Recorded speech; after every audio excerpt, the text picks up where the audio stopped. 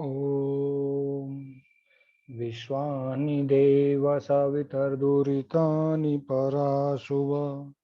यद्भद्रं तन्नयाशुव। हे परमपिता परमेश्वर, संसार के जितने भी दुर्गुण हैं, जितनी भी कठिनाई हैं, उन सभी दुर्गुणों को, कठिनाइयों को हमसे दूर कर दीजिए। और जो जो भी अच्छाइयाँ हैं, उन्नति के, उत्थान के मार्ग के सहायक कर्म हैं, उन कर्म को करने के लिए हमें प्रेरित कीजिए।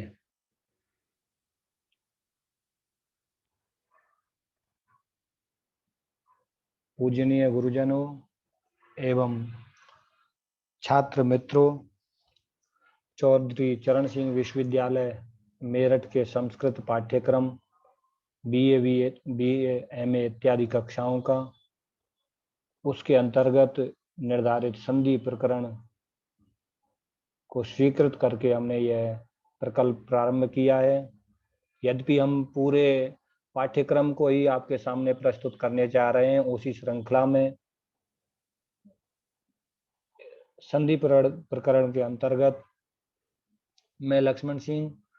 आपके सामने संधि प्रकरण के अंतर्गत जो बिंदु हम पढ़ा रहे हैं, आपके सामने बता रहे हैं, उन बिंदुओं को आप CCSU संस्कृत यूट्यूब चैनल पर अथवा फेसबुक पर संस्कृत सेविका पटल, इस पेज पर और इस ग्रुप पर भी आप लोग देख सकते हैं और सभी छात्रों तक पहुंचा सकते हैं, जिससे कि आप और आपके साथी, आपके जानकार लाभान्वित होकर के संस्कृत विषय को जान सकें और उसका अध्ययन कर सकें। प्रिय छात्रों, संधि प्रकरण के अंतर्गत अच संधि में हम सवर्ण दीर्घ संधि और यण संधि, इन दो का अध्ययन कर चुके हैं। विस्तार से अनेक उदाहरणों के माध्यम से हमने सवर्ण दीर्घ संधि को समझा है और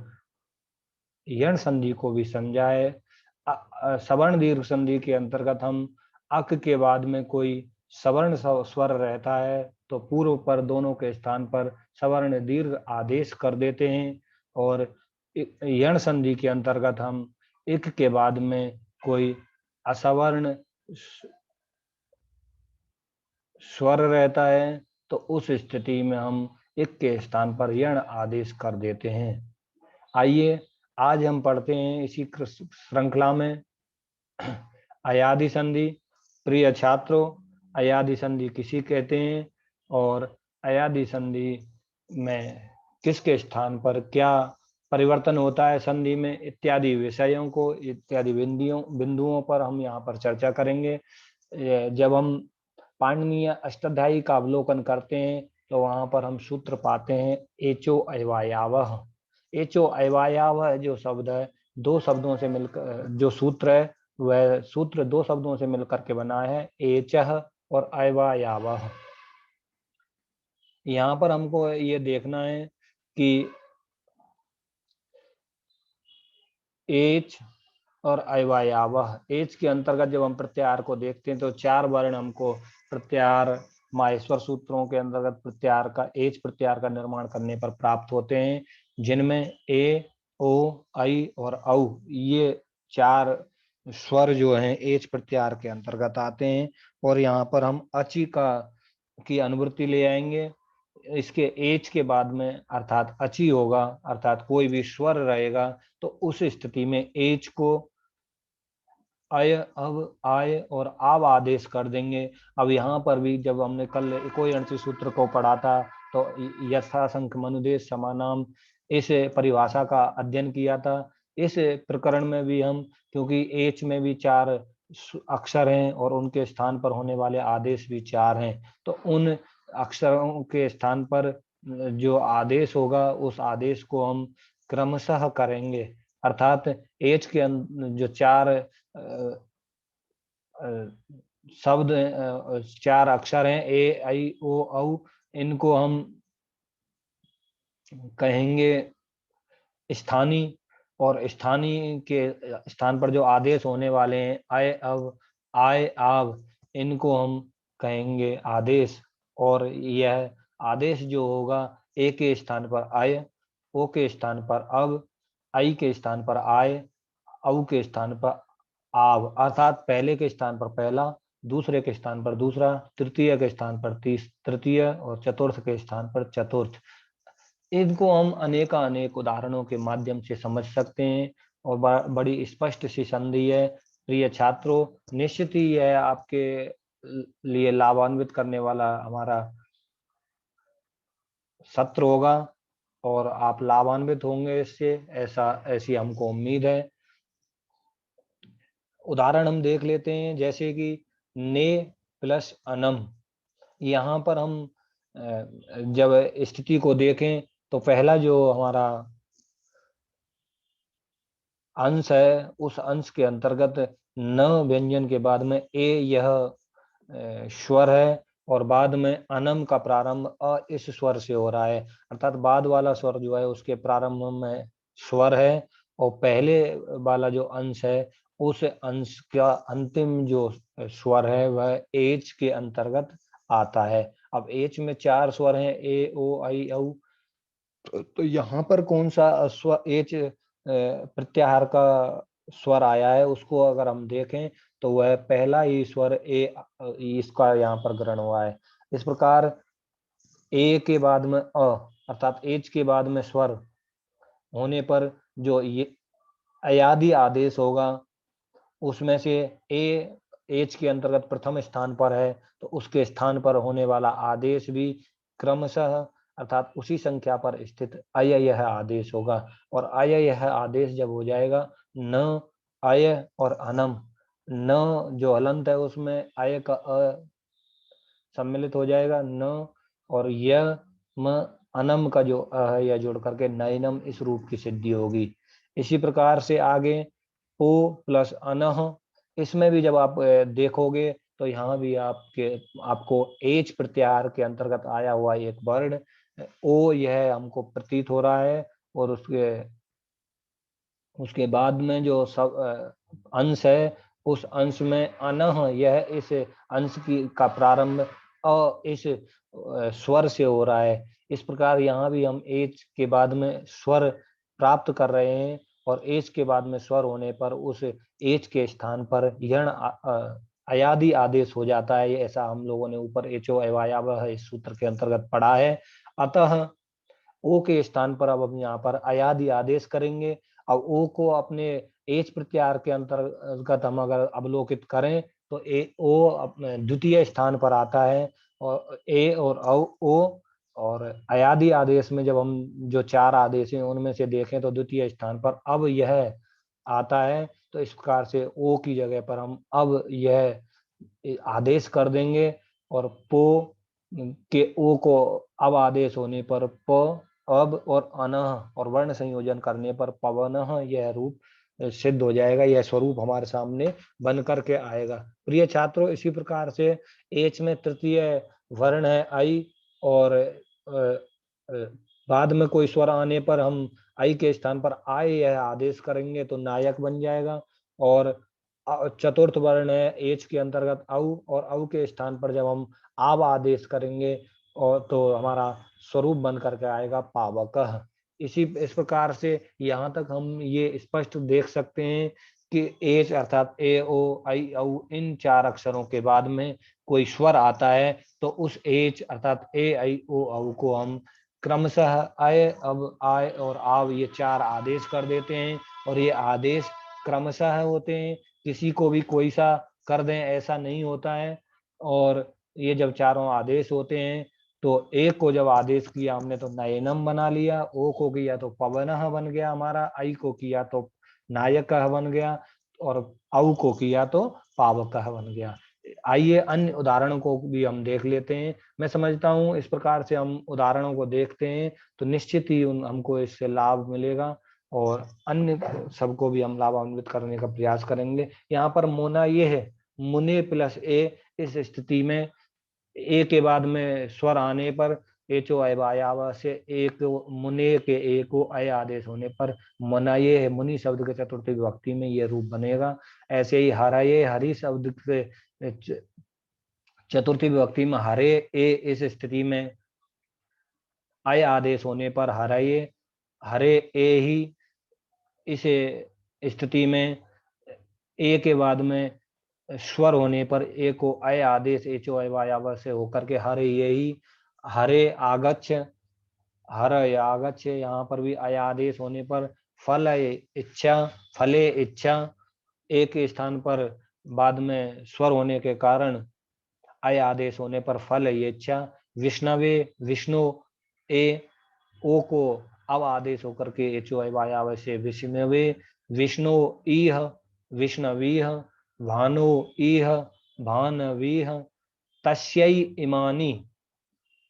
तस्यै इमानी, दीर्घ एकारांत यह शब्द है, ऐकारांत जिसको हम बोल सकते हैं, और आई यह एच प्रत्याहार के अंतर्गत तीसरे क्रम पर आता है, तृतीय क्रम पर, और इमानी यह स्वर से प्रारंभ होने वाला, बाद में तुरंत इसके स्वर भी आया है, तो एच के बाद में स्वर है तो हम अयादि आदेश करेंगे, लेकिन अयादि आदेश का कौन सा करेंगे, क्योंकि एच में आई की स्थिति तृतीय क्रम पर है, तो अयादि आदेश में तृतीय क्रम पर स्थित आय आदेश करने पर और वर्ण संयोजन करने पर तस्यायमानी यह शब्द बना। ऐसे ही श्रिय उत्सुक, यह भी तृतीय स्थान पर स्थित ऐ के स्थान पर आय आदेश होने पर श्रिया उत्सुक बना। तस्या इदम में भी प्रिय छात्रों आप देख सकते हो, अवलोकित कर सकते हो, जान सकते हो, अनेकों अनेक उदाहरण यहाँ पर स्वीकृत करने का और उनको आपके सामने प्रदर्शित करने के पीछे मेरी यही मंशा थी, यही ऐसा मेरा चिंतन था कि अधिक उदाहरणों से आपकी स्पष्टता अधिक होगी। और क्योंकि हमारा जो विश्वविद्यालय चौधरी चरण सिंह विश्वविद्यालय, वह हमारे छात्रों से संधि और संधि विच्छेद दो ही प्रकार के प्रश्न इस पॉइंट से पूछता है, तो बीए प्रथम वर्ष में भी यह बिंदु लगा हुआ है, अन्य अन्य स्थानों पर भी इसका प्रयोग एमए या बीए की अन्य कक्षाओं में भी होता ही है संधि का, जब भी हम पठन पाठन करते हैं। तो इसी क्रम में अगला गुराव उत्कह, इसको जब हम देखें तो गुरव उत्कह,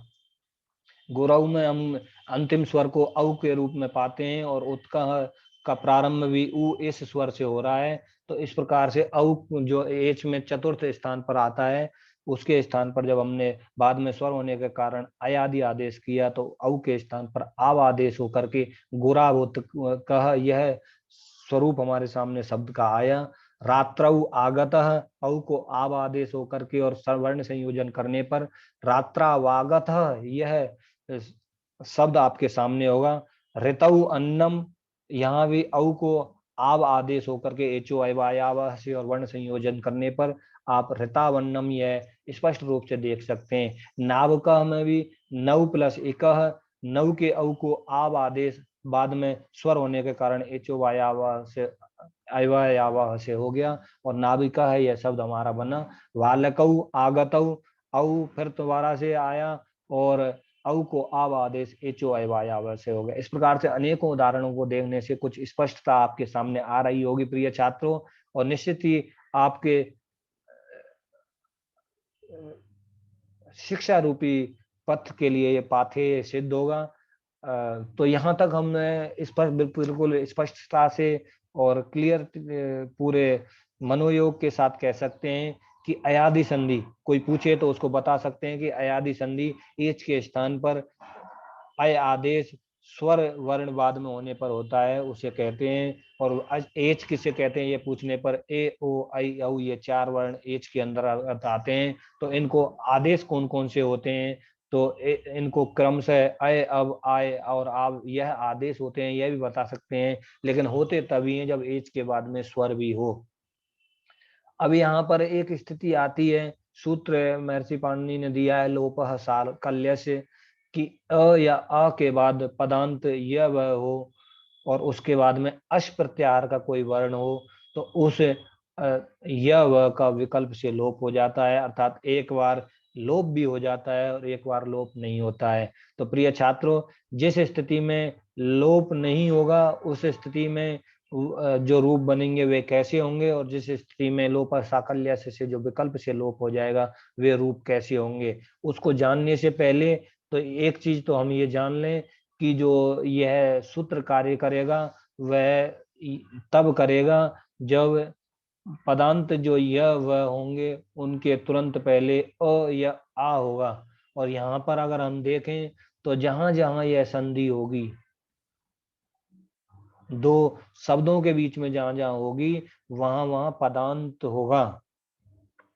और पदांत जहां जहां होगा क्योंकि अय, अब, आय और आब ये चारों जो आदेश हैं अ से प्रारंभ हो रहे हैं, अ और आ से, तो ये पहले वाली शर्त तो केवल एक ही स्थिति में हमको देखनी है कि अगर वह शब्द दो शब्दों के बीच में हो रही है, एक ही पद में हो रही है, समास में हो रही है, तब तो इसकी प्रवृत्ति नहीं होगी।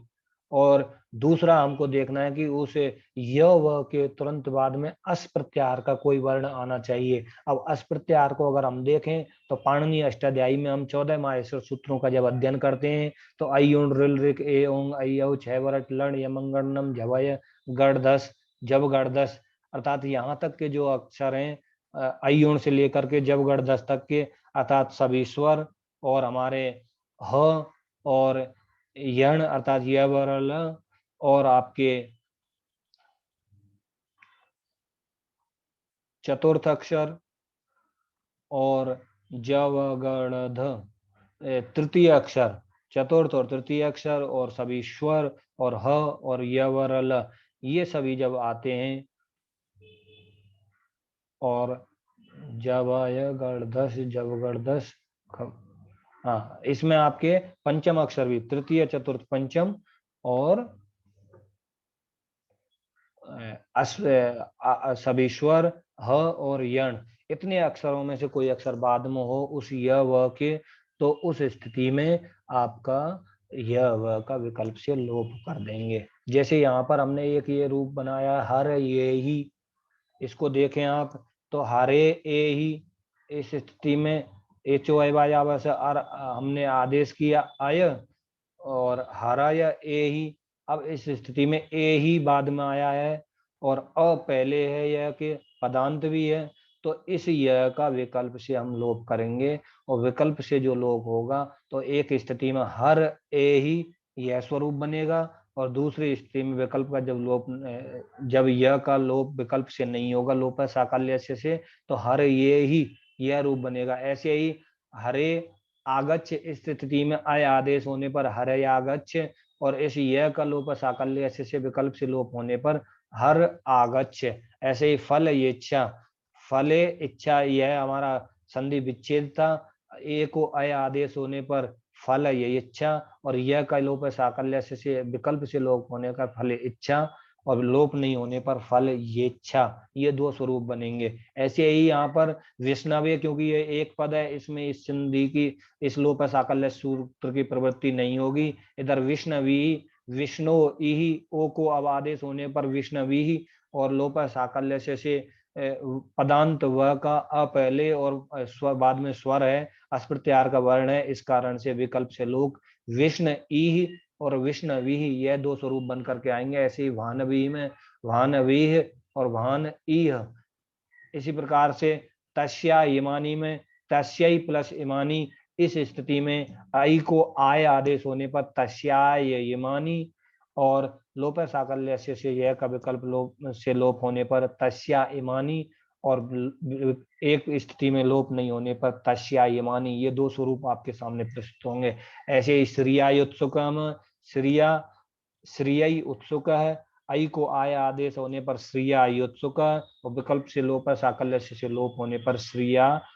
उत्सुक और लोप नहीं होगा जिस स्थिति में, तब श्रिया उत्सुक है। ऐसे ही तस्यई प्लस इदम में तस्यायदम आय आदेश होने पर और जब लोप साकल्य से विकल्प से लोप होगा तो तस्या इदम और लोप नहीं हुआ तो तस्या इदम। ऐसे ही गोराब उत्का हम गौरव उत्कह, इस स्थिति में आब आदेश होने पर एच ओ वाई आवा से गौरव उत्कह और वह का